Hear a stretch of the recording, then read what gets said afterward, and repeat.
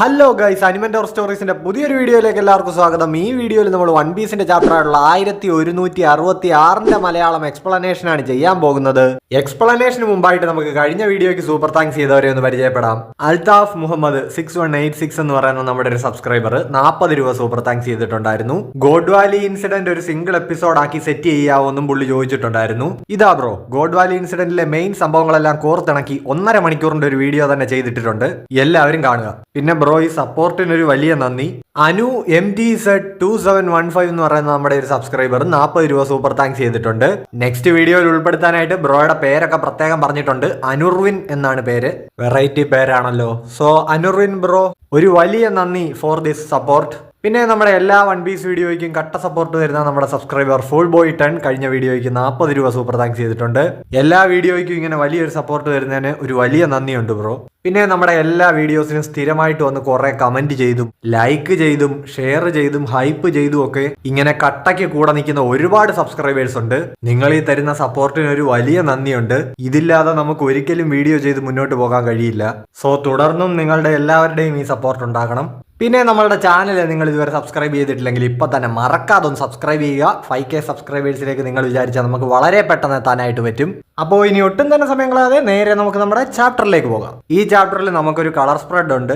ലൂഫിയും നാമിയും സാഞ്ചി ഉസോപ്പും സോറോയും ചോപ്പറും കൂടെ കാട്ടിലിരുന്നിട്ട് മധുരക്കിഴങ്ങ് ചുട്ട് തിന്നുകയാണ്. സ്ഥലം വാനമാണ്. കാര്യം ഇവരുടെ കൂടെ യമാറ്റോയും ഷിനോബുവും ഒറ്റാമയൊക്കെ ഉണ്ട്.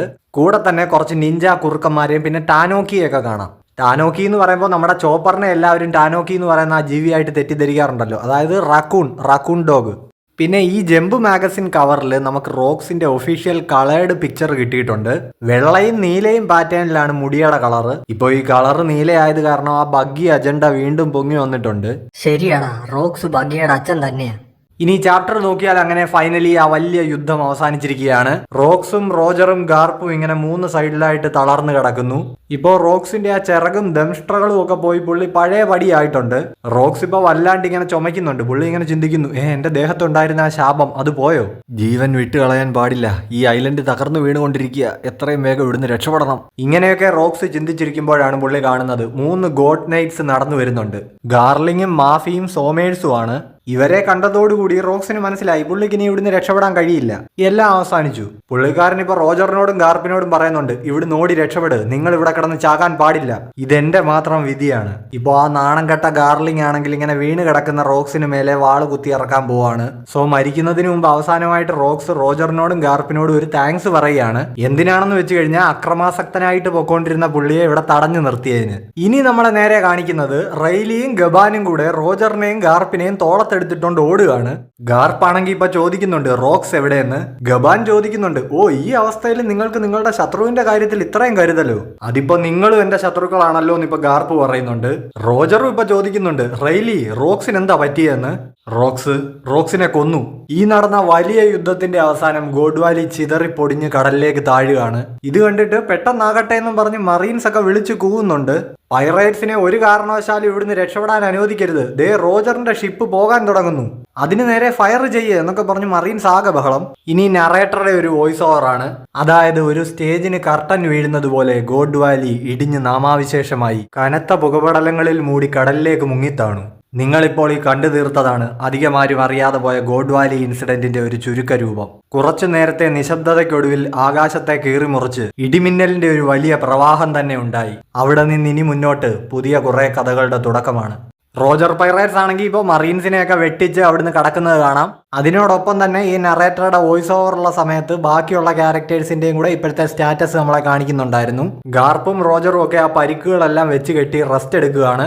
വൈറ്റ് ബിയേഡിനെ കാണിക്കുന്നുണ്ട്, ലിൻലിനെ കാണിക്കുന്നുണ്ട്, കൈഡോ, ഡ്രാഗൺ, പിന്നെ ആ ട്രഷർ ബോക്സിനുള്ളിൽ കിടന്ന് സുഖമായിട്ട് ഉറങ്ങുന്ന ക്യൂട്ട് ഷാങ്സ്, അതേപോലെ കുറെ പരിക്ക് പറ്റിയും പിന്നെ പവർ യൂസ് ചെയ്തും ഒക്കെ ആകെ തളർന്ന് കിടക്കുന്ന കൂമ, ഇവാൻഗോവും ജിന്നി അവന്റെ അടുത്ത് തന്നെ ഉണ്ട്. പിന്നെ ടീച്ചിനെയും അവന്റെ അമ്മയും കാണിക്കുന്നുണ്ട്. അവര് സേഫായി. ഇപ്പോൾ ഓറോ ജാക്സൺ ഇങ്ങനെ കടലിൽ കൂടെ പൊക്കോണ്ടിരിക്കുകയാണ്. റോജർ പൈറേറ്റ്സ് ഒക്കെ ആണെങ്കിൽ ആ നിധിപ്പെട്ടികളൊന്നും തുറന്നു കാണാനായിട്ട് ഇങ്ങനെ വെയിറ്റ് ചെയ്തിരിക്കുകയാണ്. ഇപ്പോൾ റെസ്റ്റ് ചെയ്യുന്ന റോജർ എഴുന്നേറ്റിട്ട് ആ പെട്ടികൾ തുറക്കുന്നതാണല്ലോ അതിന്റെ ഒരു ന്യായം. സോയോമാര് കിടന്ന് വിളിച്ചു കൂവുന്നുണ്ട്, ക്യാപ്റ്റൻ റോജർ ഒന്ന് പെട്ടെന്ന് എഴുന്നേൽക്കൂ, നമുക്ക് ഈ നിധിപ്പെട്ടികൾ തുറക്കണ്ടേ.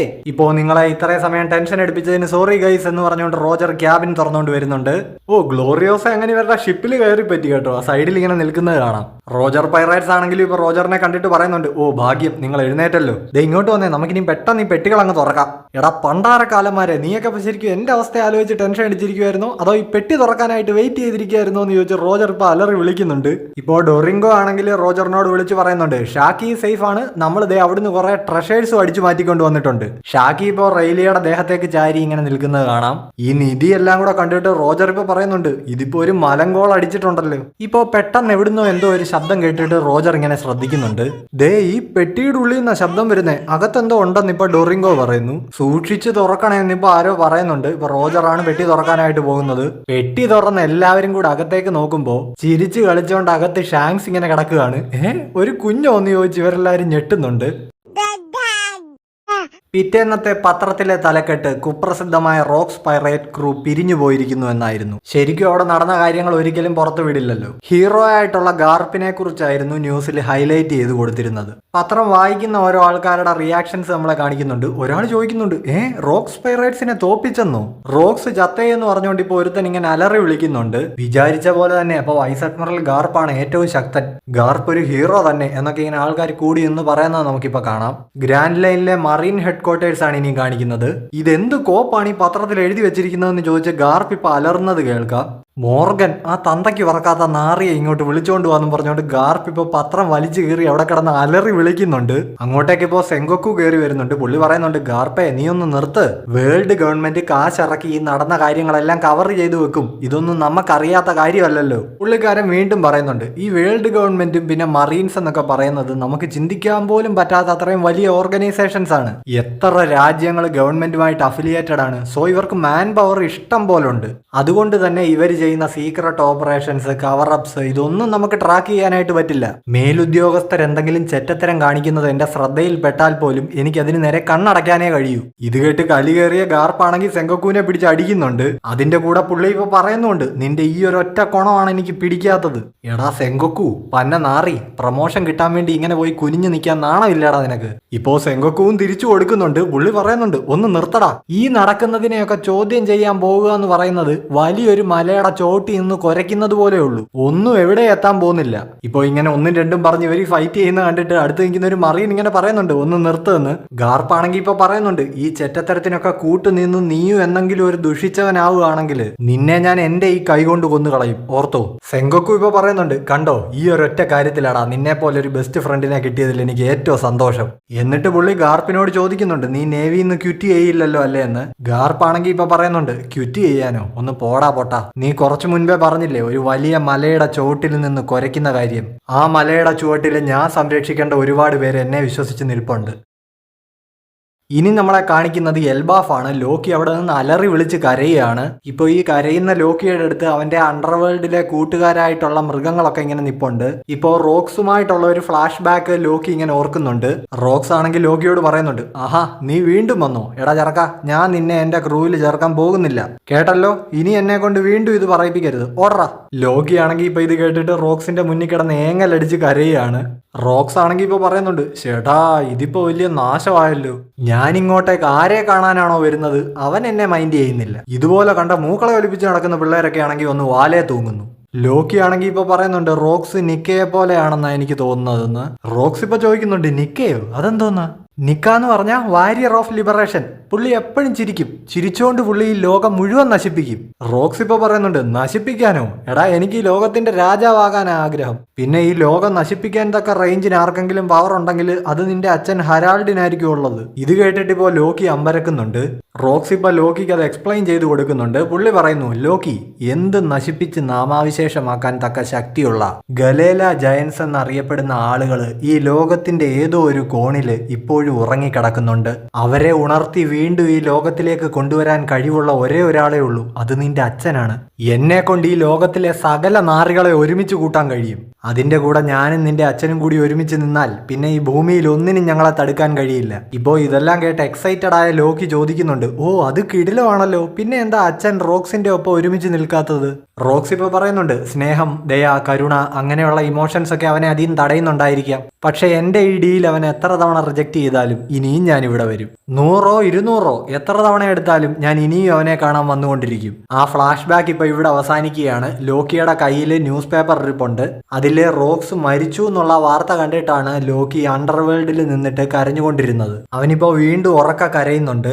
ഇപ്പൊ ഈ കണ്ട ഫ്ലാഷ് ബാക്കില് ലോക്കിയുടെ അടുത്ത് റോക്സ് പറഞ്ഞ കാര്യങ്ങൾ, അതായത് ആ ഗലേല ജയൻസിനെ വീണ്ടും ഓണാക്കി കൊണ്ടുവരാൻ ഹരാൾഡിനെ കൊണ്ട് പറ്റും എന്നുള്ളത്, അതൊരുപക്ഷെ ഇതിനി ലോക്കിക്കും സാധിക്കും എന്നുള്ളതിന്റെ ഹിന്റ് ആകാം. ആ ഒരു സാഹചര്യത്തില് ഇപ്പോ എൽബാഫിലുള്ള ലൂഫിയും പിന്നെ ലോക്കിയും കൂടെ കൈകോർത്ത് കഴിഞ്ഞാൽ വേൾഡ് ഗവൺമെന്റിന്റെ ഡിസ്ട്രക്ഷൻ ഏകദേശം തീരുമാനമാകും.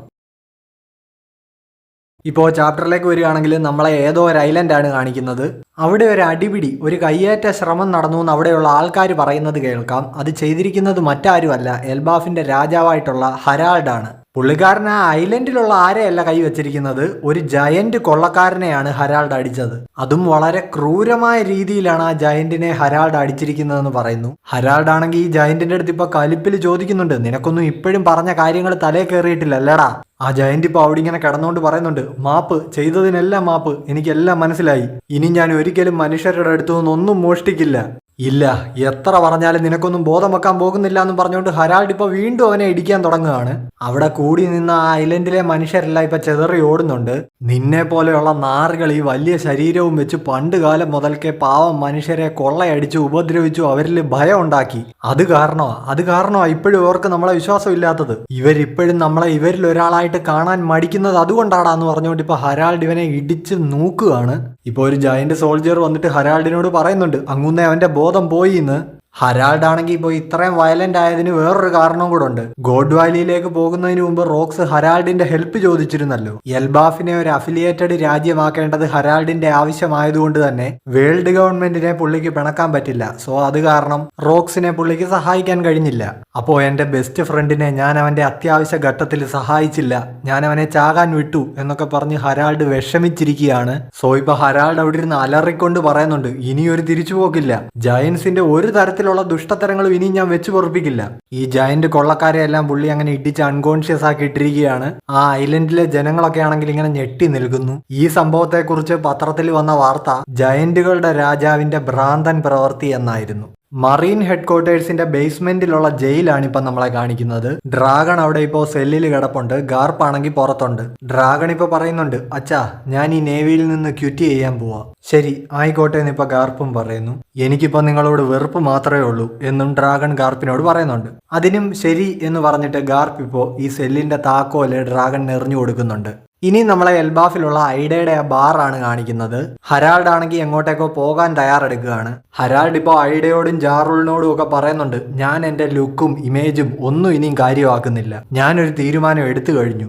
ഹരാൾഡ് എന്നിട്ട് ഇപ്പോൾ ഹാജുറുദ്ദീനോടും ലോക്കിയോടും പറയുന്നുണ്ട്, നിങ്ങൾ രണ്ടും എൻ്റെ പൊന്നു മക്കളാ, എനിക്ക് ശേഷം നിങ്ങൾ രണ്ടും ഒരുമിച്ച് നിൽക്കണം, ഒരുമിച്ച് നിന്ന് എൽബാഫിനെ സപ്പോർട്ട് ചെയ്യണം. ഇപ്പോൾ ഇതൊക്കെ പറഞ്ഞിട്ട് ഹരാൾഡ് നേരെ പോകുന്നത് മറീൻ ഫോർഡിലേക്കാണ്.